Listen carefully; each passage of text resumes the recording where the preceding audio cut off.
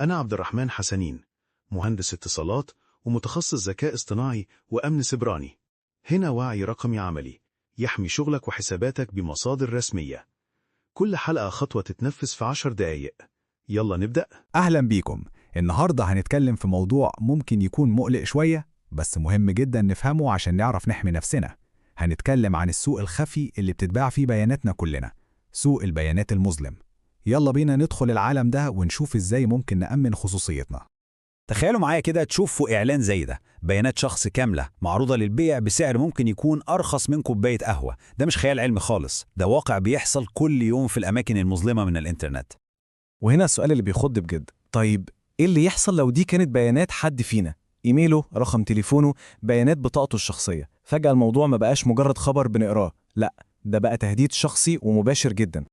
وعشان نفهم خطورة الموقف ده كويس، خلونا نحكي قصة صغيرة لكنها حقيقية وممكن تحصل لأي حد فينا.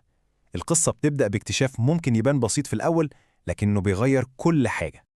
القصة عن شاب عادي جدا بيكتشف بالصدفة إن بياناته الخاصة جدا معروضة للبيع على الدارك ويب. بالظبط نفس الإعلان اللي شفناه في الأول، بس المرة دي عليه اسمه هو. كل تفاصيل حياته الرقمية بقت سلعة ليها تمن. قصة الشاب ده للأسف مش حالة فردية وخلاص، لأ، دي مجرد لمحة بسيطة من اقتصاد ضخم ومستخبي. هنا احنا بنتكلم عن سوق البيانات السوداء، عالم موازي قايم كله على سرقة وبيع وشراء المعلومات الشخصية. المكان اللي بيتباع فيه أهم أصل موجود في عصرنا، المعلومات. طيب السؤال الأهم دلوقتي هو إزاي أصلاً البيانات دي بتوصل للسوق ده؟ إيه الرحلة اللي بتمشيها معلوماتنا الشخصية من أول لحظة بنكتبها فيها في موقع لحد ما بتتعرض للبيع؟ العملية للأسف أبسط مما نتخيل. الحكاية بتبدأ بخطوة عادية كلنا بنعملها، زي التسجيل في أي موقع أو أبليكيشن. بعدين بيحصل اختراق أمني للشركة دي، والهاكرز بياخدوا كل البيانات. بعد كده البيانات دي بتتجمع من كذا مصدر، وفي الآخر بتتعرض للبيع للي يدفع أكتر. تمام، البيانات اتبعتت، وبعدين إيه اللي بيحصل؟ العواقب أكبر بكتير من مجرد شوية إيميلات مزعجة. في الجزء ده هنشوف إزاي المعلومات دي ممكن تتقلب ضد أصحابها، وهنا الخطر الحقيقي بيبدأ. البيانات دي بتستخدم في سرقة حسابات البنوك والسوشيال ميديا، وممكن توصل لابتزاز شخصي ومادي لو فيها معلومات حساسة. لكن الخطر الأكبر هو انتحال الشخصية، يعني حد ممكن يستخدم هوية شخص تاني في عمليات نصب أو حتى ياخد قروض باسمه. دي كارثة حقيقية بكل معنى الكلمة. طيب بعد ما شفنا حجم المشكلة وخطورتها، نيجي بقى لأهم جزء، إزاي نحمي نفسنا؟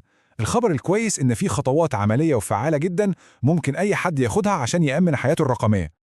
أول وأهم خطوة لازم تتعامل فوراً هي إننا نعرف وضع بياناتنا إيه بالظبط. هل حصل لها تسريب قبل كده ولا لأ؟ في أداة مجانية مشهورة جدا بتساعدنا نكتشف ده.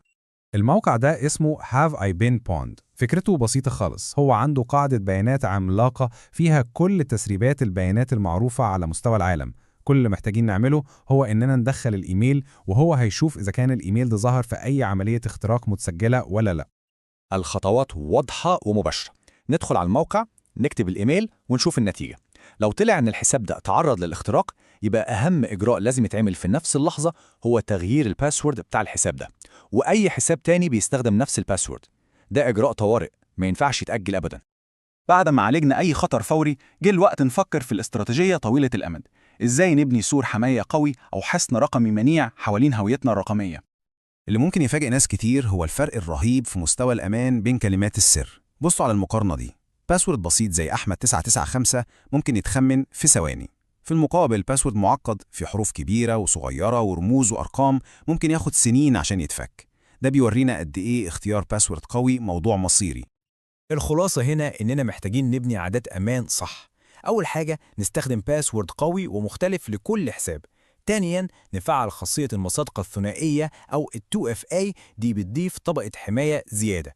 وأخيراً نراقب حساباتنا باستمرار عشان نكتشف أي نشاط غريب بيحصل. عشان نلخص كل اللي قلناه، في 3 نقط أساسية لازم تفضل في بالنا دايماً.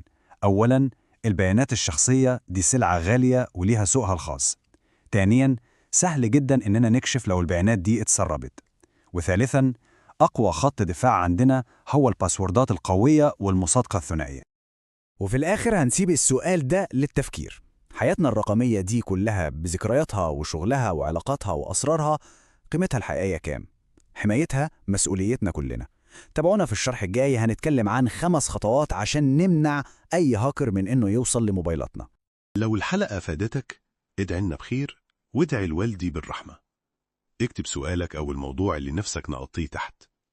المصادر والخطوات في الوصف. اشترك وفعل الجرس ونشوفك في الحلقة الجاية.